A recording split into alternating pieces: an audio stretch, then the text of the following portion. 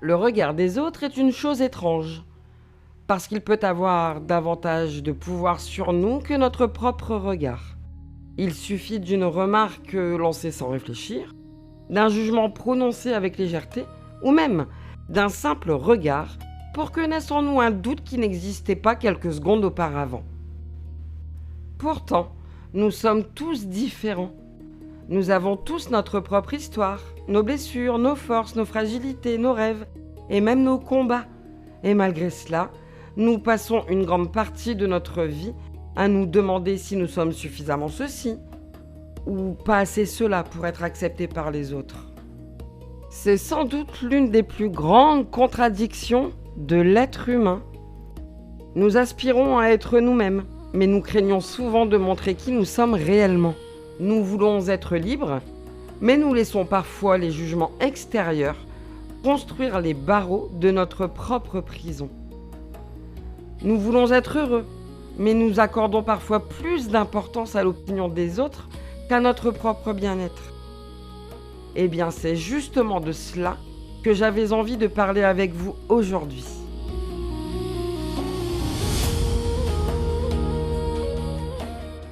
Bienvenue dans la magie des énergies. Moi, c'est Célie, petite sorcière lunaire guidée par l'intuition, les énergies et la bienveillance.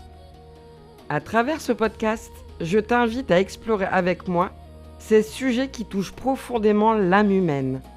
Ces expériences qui nous traversent, nous bousculent parfois, mais qui peuvent aussi devenir de véritables opportunités de compréhension et de transformation lorsque nous acceptons de les regarder avec sincérité.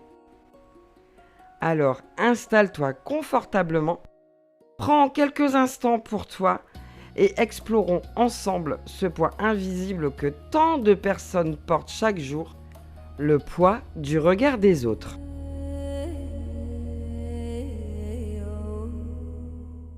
Lorsque nous sommes enfants, nous nous préoccupons relativement peu du regard extérieur. Nous rions, nous jouons, nous chantons, nous dansons, peu importe, parfois même n'importe comment au milieu d'une pièce, sans nous demander si cela est convenable ou non. Puis, en grandissant, quelque chose change progressivement. Nous commençons à comprendre que certaines attitudes sont valorisées, tandis que d'autres sont critiquées, que certaines différences sont acceptées, tandis que d'autres dérangent. Et peu à peu, nous apprenons à observer à travers les yeux des autres. C'est souvent là que les difficultés commencent. Parce qu'à partir du moment où nous regardons notre reflet à travers des jugements extérieurs, nous cessons parfois d'écouter notre propre vérité. Nous commençons à nous comparer, à nous remettre en question, à chercher notre place dans un monde qui semble constamment nous expliquer ce que nous devrions être, ce que nous devrions penser, comment nous devrions même nous habiller, nous aimer, travailler ou même rêver.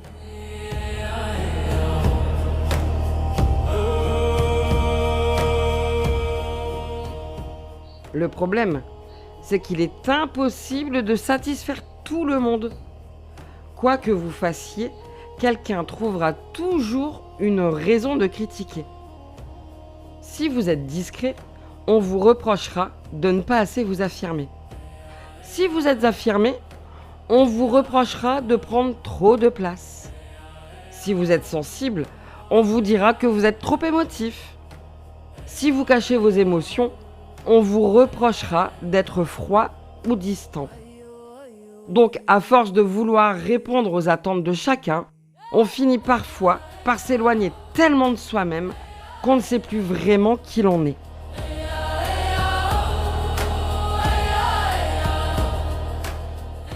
Ce qui me frappe souvent, c'est à quel point nous pouvons être durs les uns envers les autres. Nous vivons dans une époque où chacun réclame davantage de tolérance, davantage de compréhension ou de respect, mais où pourtant les jugements continuent à pleuvoir quotidiennement sur celles et ceux qui sortent de la norme.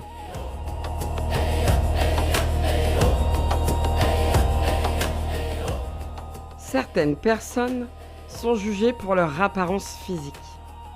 D'autres sont jugés pour leur couleur de peau, leur origine, leur accent ou leur culture. D'autres encore sont critiqués pour leur religion, leur orientation sexuelle, leur handicap, leur âge, leur mode de vie, ou simplement parce qu'elles osent être différentes. Comme si la différence était un problème. Non mais franchement, comme si nous devions tous entrer dans le même moule pour mériter le respect. Pourtant, lorsqu'on prend un peu de recul, on réalise que ce sont justement nos différences qui rendent l'humanité si riche. Un monde où tout le monde penserait de la même manière, agirait de la même manière et vivrait de la même manière serait probablement un monde incroyablement triste.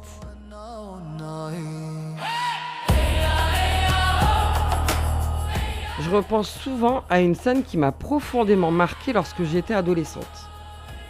J'étais partie me promener avec ma petite sœur et nous croisions simplement des gens comme n'importe qui. Et pourtant, ce jour-là, plusieurs jeunes se sont ouvertement moqués d'elle. Je me souviens encore de la colère qui est montée en moi presque instantanément. Cette envie de la protéger, cette injustice qui me semblait insupportable. Mais avec le recul, c'était pas ma colère dont je me souviens le plus. C'est du regard de ma petite sœur. Parce qu'elle avait compris. Et dans ses yeux, j'ai vu apparaître une tristesse que je n'oublierai jamais. C'est ce jour-là que j'ai compris qu'en fait, certaines blessures ne laissent aucune cicatrice visible et que quelques mots, quelques rires ou même quelques regards peuvent parfois faire beaucoup plus de mal qu'on peut l'imaginer. Avec le temps, j'ai également compris que cette souffrance n'appartient pas uniquement aux personnes en situation de handicap. Elle touche énormément de monde. Elle peut toucher l'enfant harcelé à l'école parce qu'il est différent, mais aussi l'adolescent qui cache une partie de lui-même de peur d'être rejeté. Elle touche aussi une personne qui est victime de racisme, mais aussi d'une personne qui souffre d'une maladie invisible et que personne ne comprend réellement. D'autres exemples aussi, une personne qui ne correspond pas aux standards de beauté imposés par la société, mais aussi des personnes qui semblent parfaitement heureuses en apparence, mais qui vivent intérieurement avec la peur permanente de ne jamais être assez à la hauteur. Parce que derrière chaque personne que nous croisons se cache une histoire que nous ignorons. Nous ne savons pas ce qu'elle a vécu. Nous ne savons pas non plus ce qu'elle porte. Et encore moins quelle bataille elle mène en silence. Et pourtant, combien de fois jugeons-nous sans le savoir ? Combien de fois tirons-nous des conclusions à partir d'une apparence, d'une tenue vestimentaire, d'une origine ou d'un simple comportement observé pendant quelques secondes ? Je crois sincèrement que le monde serait différent si nous apprenions à remplacer le jugement par la curiosité et la critique par l'écoute.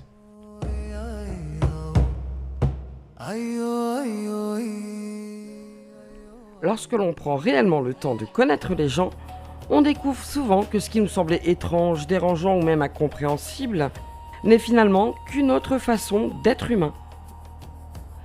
Pendant longtemps, j'ai pensé que la plus grande difficulté était d'affronter le regard des autres. Mais aujourd'hui, je crois que la plus grande difficulté est de ne pas finir par adopter ce regard sur soi-même. Car lorsque les critiques se répètent pendant des années, elles finissent parfois par devenir notre propre discours intérieur. Nous commençons alors à nous répéter ce que les autres nous ont dit.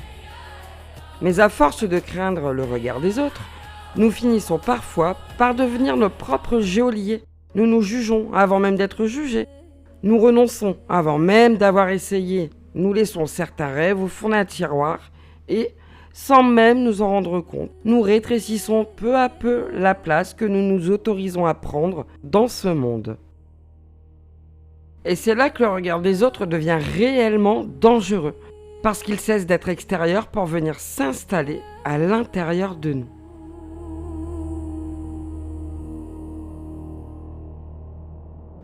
La véritable liberté commence souvent le jour où l'on apprend que notre valeur ne dépend pas de l'approbation des autres.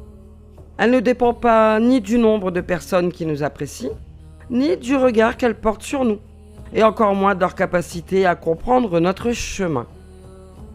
Notre valeur existe indépendamment de tout cela. Elle existe simplement parce que nous existons. Bien sûr, cela ne signifie pas que les critiques ne nous toucheront plus jamais. Nous restons humains et il est parfaitement normal d'être blessés parfois. Mais nous pouvons apprendre progressivement à ne plus laisser ces regards définir qui nous sommes. Nous pouvons apprendre à nous choisir davantage, à honorer notre différence plutôt qu'à la cacher, à être authentique, même lorsque cela dérange certaines personnes. Et surtout, nous pouvons apprendre à offrir aux autres la tolérance que nous aimerions parfois recevoir nous-mêmes. Car au fond, nous partageons tous le même besoin d'être acceptés, respectés et aimés pour ce que nous sommes réellement.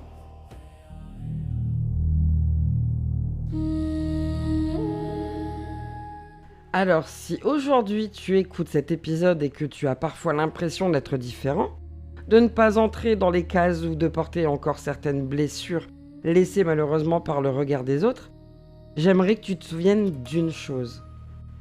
Tu n'es pas ici pour correspondre aux attentes de tout le monde. Tu n'es pas ici non plus pour devenir une version de toi qui serait plus acceptable aux yeux des autres. Tu es simplement ici pour devenir pleinement toi-même.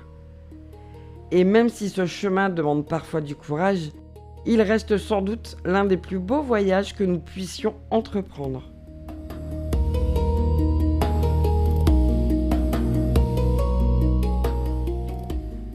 Merci d'avoir partagé ce moment avec moi.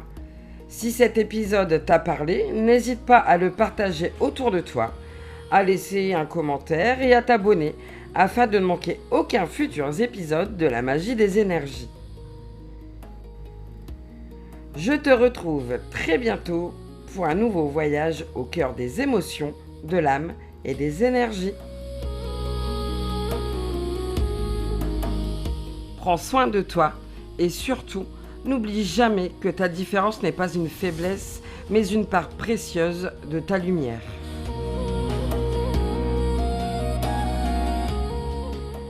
Et comme toujours, cet épisode a été écrit et réalisé par mes soins, avec toute ma bienveillance.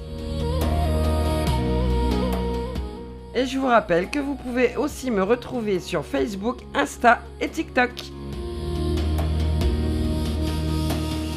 Je te dis à très bientôt, c'était Célie et tu viens d'écouter La magie des énergies.